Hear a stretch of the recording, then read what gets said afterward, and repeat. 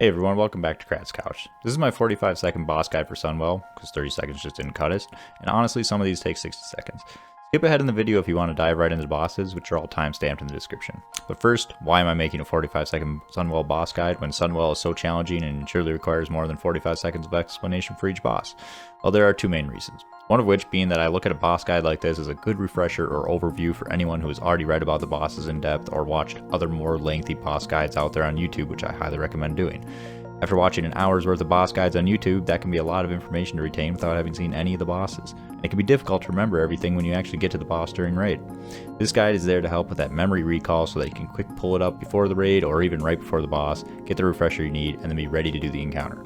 So this guide is not a substitute for more in-depth boss guides, but rather a supplement. The second reason is that I know there's a significant portion of the WoW population that won't bother to watch an hour's worth of boss guides on YouTube, let alone read up on the encounters, and a video like this is better than nothing for those players. And for those that are a DPS not raid leading, this video will at least get them 80 to 90% of the way there on those encounters. So, let's see how close we can get to 45 seconds for each Sunwell boss. Position your raid as shown, spread 10 yards apart, and DPS the boss but save your CDs. The first portal appears and teleports someone below, send one tank and two healers down, as well as a raid group of DPS. For the second portal, send only a raid group of DPS. For portal 3, send a tank and two healers and a raid group of DPS, and do the same again for portal 4 along with all remaining DPS. Repeat these rotations until Kalecgos and Sarthavar are each at 13% HP, then proceed to kill both at the same time as they each enrage at 10% HP. When in the Shadow Realm, blow all your CDs. Players must also decurse, but only when the curse has less than 15 seconds left on duration. Other tips, a prop pally tanking up top is useful as they can bubble off stacks, and other classes can remove stacks as well, and 150 arcane res is helpful during progression. For Brutallus, position your raid as shown. Ranged and healers should be divided between the two cones and spread a few yards apart, with melee spread evenly on the left. Misdirect the boss to a tank and have them positioned to fit the graphic. After that tank and their cone has taken 3 meteor slashes, the other tank must taunt before a 4th meteor slash occurs. If there is a stomp between the 3rd and 4th slash, the other tank should taunt after the stomp hits the current tank but before the 4th slash occurs. This process of alternating 3 slashes between the cones then repeats until the boss is dead. Ranged and healers that get the burn debuff run to the right side to allow it to fall off, but must ensure they don't run over other players in doing so or they will spread the debuff. Melee that get burned can keep pumping as they should be spread evenly apart. Healers need to watch burn targets for the last 10 to 20 seconds of the debuff as that's when damage ramps up significantly. Lastly, tanks should save CDs for having to tank through a stomp. Position as shown and let Felmyst come to the tank. Healers watch for corrosion on the tank, which results in double damage taken for 10 seconds. When Gas Nova goes out, each priest must immediately Mass Dispel one side of players by placing the Mass Dispel between the groups. When Encapsulate is cast on a player, everyone must move away from that player and healers must heal those players immediately. Eventually, Felmyst will fly up in the air and Rain should keep pumping until she flies away. Players with the energy beam on them should run it out of the raid, and raid members then avoid the dot it leaves on the ground. Have tanks pick up the spawning skeletons and AoE them down after she flies away. Next, she will perform a Nixia-style breaths horizontally across the map, position in the center and move north or south based on how she positions before the breath in order to avoid the breath. After 3 breaths, return to your starting positions and repeat until dead. Note that she is immune to taunt and never drops threat, and arcane resist gear and arcane protection potions can help with encapsulate.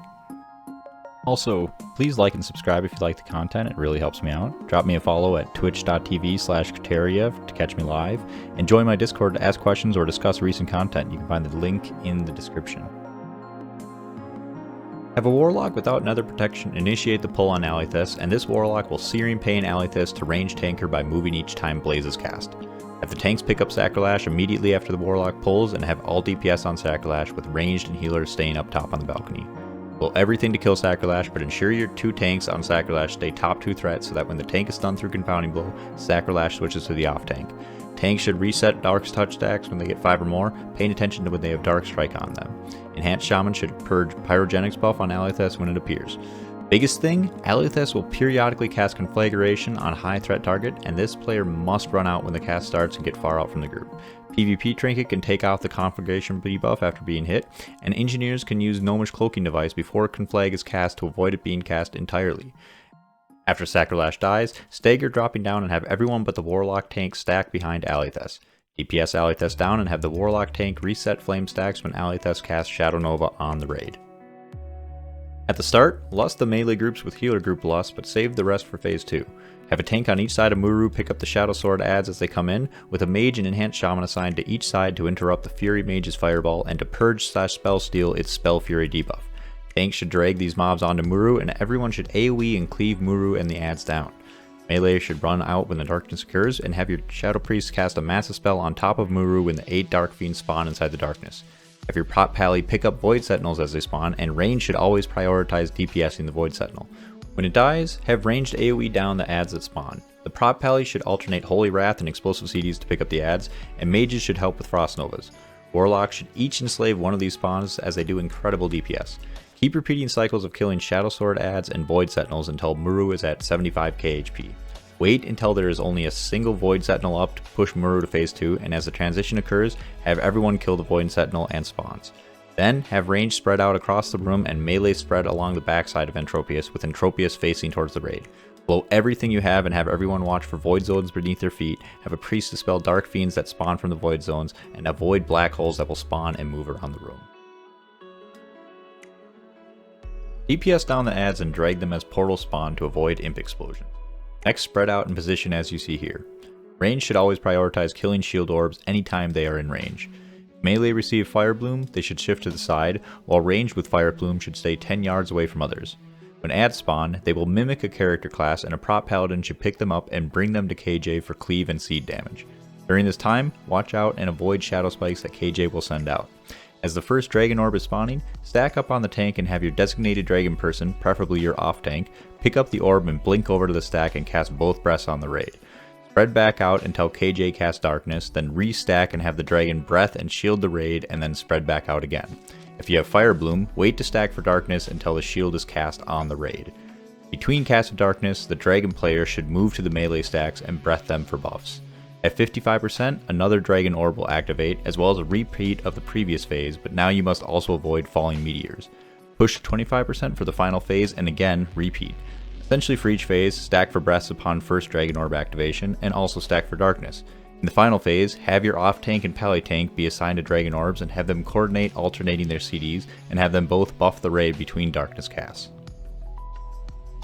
Again, please like and subscribe if you like the content. It definitely helps me out. Drop me a follow at twitch.tv/Crypteria for live progression runs and speedruns, and join my Discord to ask questions or discuss recent content. You can find the Discord link in the description. Thanks everyone for watching, and good luck in Sunwell.